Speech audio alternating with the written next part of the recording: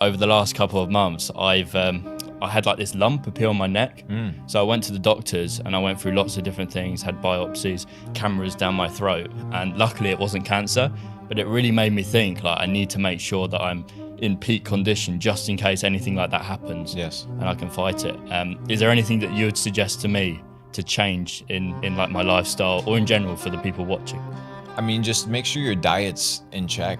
Diet is one of the most important things.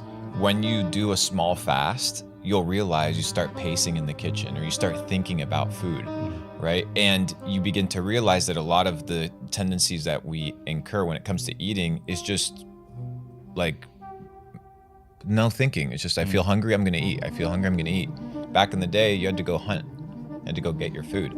So it's also about how you position yourself. I was saying yesterday to a buddy, make it so hard to lose that it becomes easy to win. So it's like, what's in your pantry? Yeah.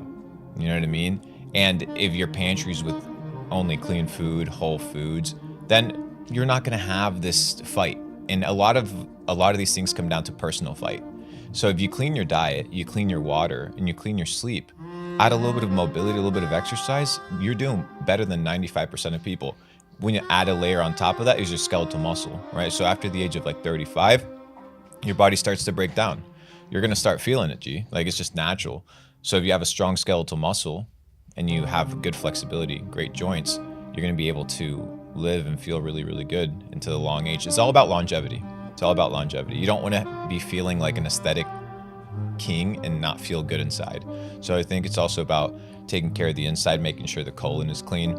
And the final part is where happiness comes from at a chemical level, which would be your serotonin. And serotonin is produced mostly in the gut. It's not produced in the brain. So naturally, by having a healthy gut, you have what? Healthy mood.